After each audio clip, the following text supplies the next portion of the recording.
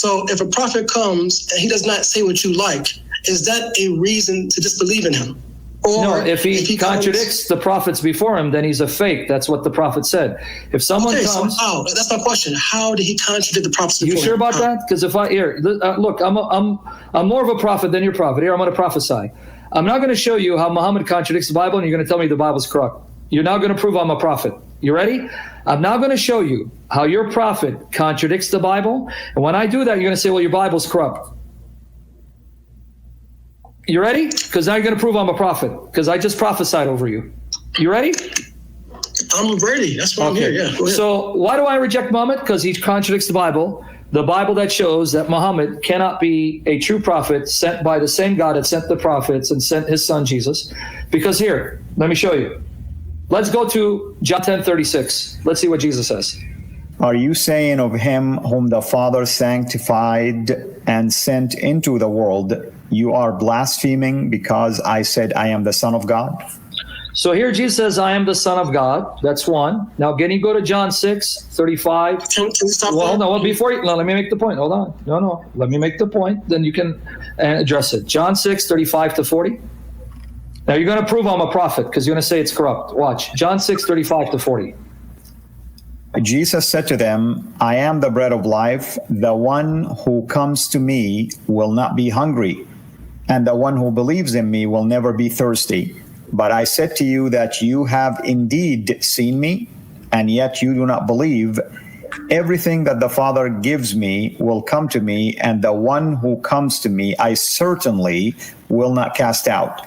For I have come down from heaven, not to do my own will, but the will of him who sent me. And this is the will of him who sent me, that of everything that he has given me, I will lose nothing, but will raise it up on the last day. So wait, before you move on, so you can understand what I'm about to ask him. Jesus said he came down from heaven to give life to all who believe in him, and he will raise them, resurrect them on the last day. Yom al-Qiyamah, Jesus will raise them up on the last day. I just wanted to hear what Jesus said. Now finish it all the way to 40. Verse 40.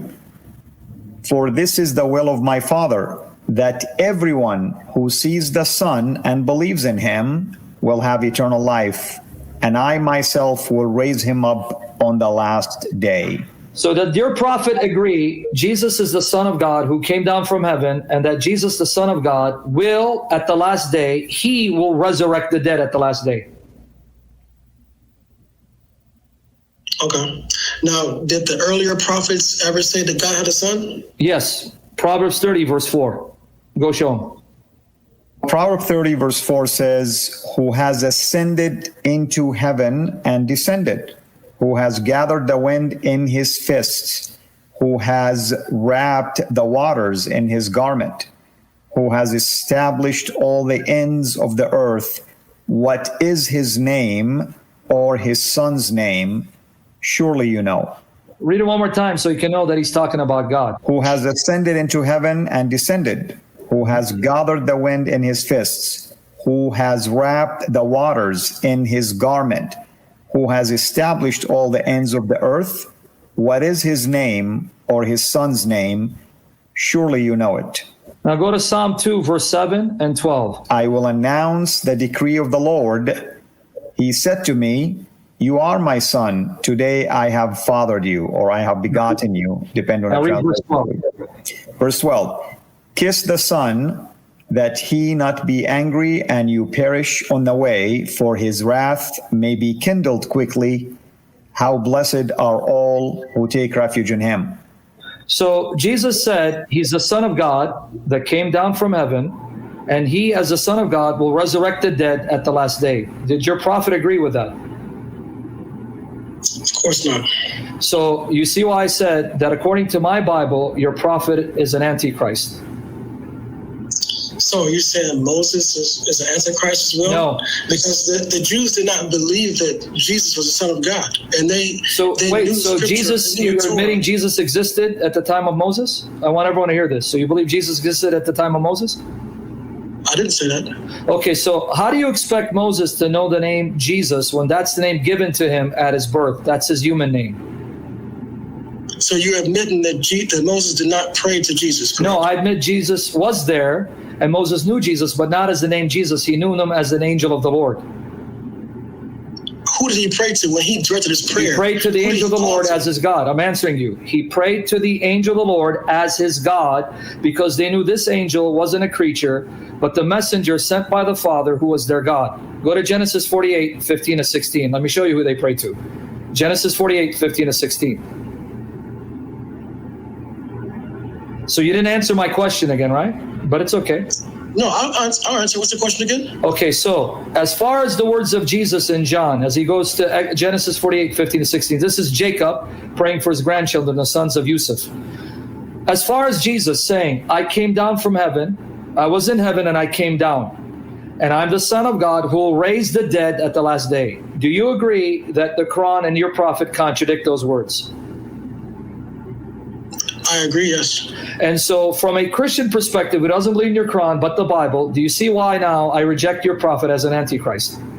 I don't, because Prophet Muhammad had the same exact belief as Abraham. No, he didn't. I'm going to show you Abraham.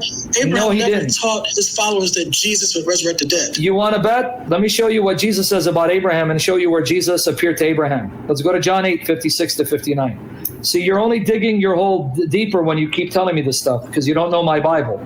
But let me show you what Jesus said about Abraham and then show you where Jesus appeared to Abraham. John 8, 56 to 59. All right, verse 56 reads, your father Abraham was overjoyed that he would see my day, and he saw it and rejoiced. Now, before you go on, do you believe that? What Jesus just said, that Abraham saw him and he saw Abraham, and Abraham rejoiced at seeing Jesus? Do you believe that? I can't say I believe that because it's not, like I said, it's not in the original form. So you just proved I'm a prophet. Al-Masihu Akbar. Didn't I not just say? No, I didn't say it's corrupted. Okay, so is that corrupt? I didn't say it's corrupted. I said I can't affirm that that's true because I'm not sure that that is the authentic words of Jesus. You just Al-Masihu Akbar because you now doubt its authenticity. I just said that's what you're going to do. No, you said I would say it's corrupted. I didn't say it's corrupted. So when you say I don't know if it's authentic, what are you saying? I said I can't. If someone says I can't confirm or deny, sure, okay, good. Because even if I said I confirm that those are the words of Jesus, okay, we also have to look now. What did he mean by those words? Oh, very easy. He's going to tell you what he meant. He doesn't need your scholars to interpret. He doesn't need your scholars to interpret. Read on. John 8, 56 to 59. You don't have Jesus explaining those John, yes, he does in 58. Be patient before you embarrass yourself further. He does. John 8, 56 to 59. Read it. All right, 57. So the Jews said to him, you are not yet 50 years old, and you have seen Abraham? Jesus said to them, truly, truly, I say to you, before Abraham was born, I am. Therefore, they picked up stones to throw at him, but Jesus hid himself and left the temple grounds. So did you hear what Jesus just said when they asked him? Well, let me finish what he said before you jump in, because you think you're going to refute me. Esau, listen, because you're not going to refute me. You're going to end up proving my point if you're listening. When they told him, you're not yet 50 years old, you've seen Abraham? Abraham's been dead for 2,000 years. And Jesus says, truly, truly, I say to you, before Abraham was born, I am. Meaning, yes, I was there before Abraham was born. So yes, I saw him and he saw me. So he doesn't need your scholars to interpret. He interpreted his own words. Do you agree with it? Can I ask you a question? But do you agree with it before you do? I agree with what again? Do you agree that Jesus was there before Abraham was created? Of course not. Okay, good. But let me ask you. So wait. Before I'll let you ask me. Just hold on. You just said, of course not. That means you believe these words are false, right? I believe that your interpretation of that is not accurate. And let me explain why. How many followers did Jesus have? What does that got to do with Jesus' words? I'm asking you a question. I'll get to that if you answer the question. Approximately. You don't have to tell me the exact number. Whatever he had.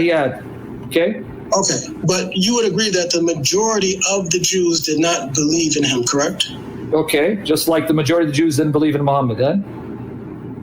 Okay. I agree with that. But my point is, if these verses that you're giving me from the Old Testament, from the Torah and the Old Testament, if they are so clear that the meaning is what you're trying to make it out to be, why did the majority of the Jews reject Jesus then? Okay, very good. That means you just proved the Quran is a lie, because the majority of Jews rejected Muhammad, which means the Quran is not clear and it's false according to your logic. Good logic, man.